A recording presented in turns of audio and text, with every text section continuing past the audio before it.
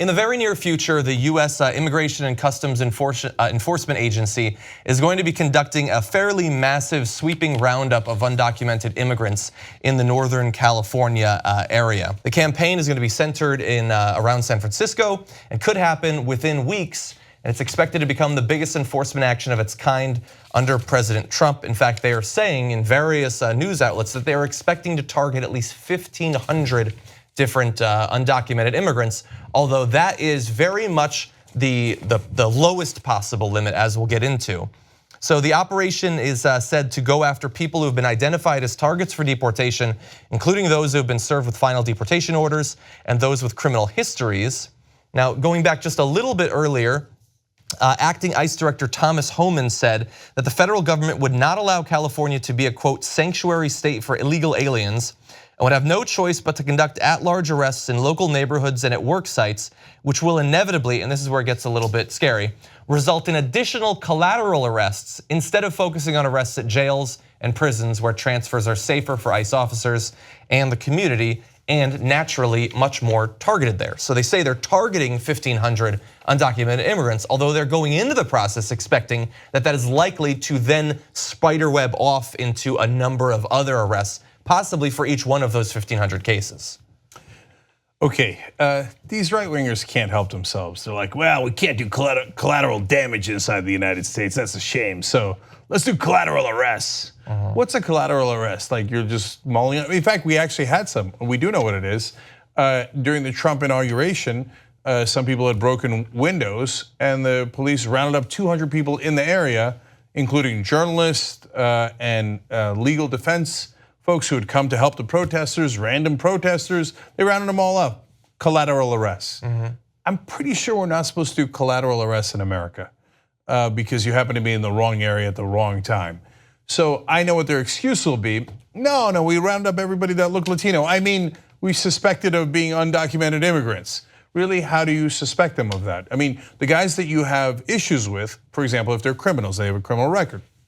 Look, that the local authorities will help you with anyway. That's not part of the law. The sanctuary law is not, okay, we'll hide the criminals away from the federal government because we love having criminals in California. No, it is not related to that, right? So if you go into, as they say, communities here, and you're targeting the people you've got on your list, okay. How do you do collateral arrests based on what? Do you ask them for papers? Round up people. I don't carry papers around. You carry papers around? I carry all of my papers at all times. Yeah, and by the way, they're coming to California, right? So do you think they're gonna round up John in one of these collateral arrests? I hope not. I was bluffing about the papers, by the way. I don't actually know where they are. My guess is they're not going to collaterally arrest John. Yeah. But if you're Latino, watch out. The feds are coming. And they're kind of thrilled about it. This guy seems like he's very excited about doing false arrests. And we've got a little bit more from him, but understand that this is now a very wide version of something that we saw. I mean, it certainly wasn't the first time, but very high profile case earlier this week of a gentleman who had been here for, I think, 30 years, being rounded up and deported. Well, now let's do 1,500 at once. And it definitely seems like there is some geographic bias going on here, because although there are sanctuary cities or things similar legally to sanctuary cities in various parts of the country, they seem particularly interested in California in this case. So we have this planned sweep. We also have earlier this month, Homan told Fox News that, quote, California better hold on tight. He said that if local politicians don't want to protect their communities, then ICE will. Although I think a lot of people, including local politicians, want to protect their communities from ICE in California. And this is not going to be the first time. In September, 27 people were arrested in Santa Clara County as part of an operation targeting sanctuary cities across the country that led to 500 arrests. In June, federal officers arrested 54 people in Central California. And in the same way that we know the tax bill was focused on trying to aid largely red states, although we'll get into some of the ways that that won't actually work, and harm blue states, it's entirely possible that when it comes to enforcing other sorts of laws, we could also see this sort of bias in the future. So in cities and states that have sanctuary laws, crime actually goes down.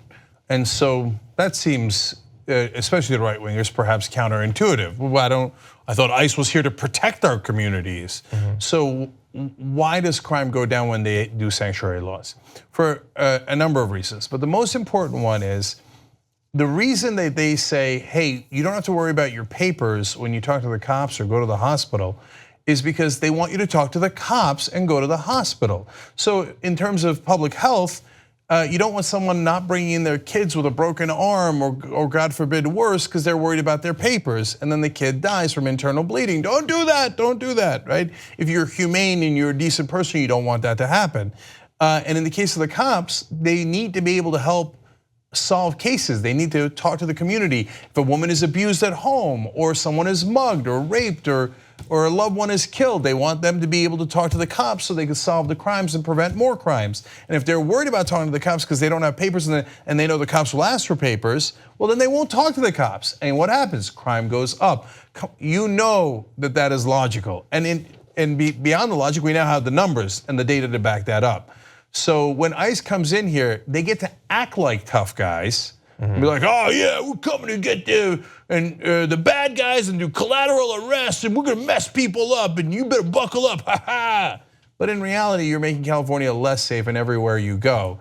And as usual with these knuckleheads, they don't really care about that. That's not their objective. Their objective is to appear tough for political reasons. If you like this video, bless your heart. We got a lot more where that came from. We do a full show every day, Monday through Friday. Come enjoy it ad-free by becoming a member, tytnetwork.com/join.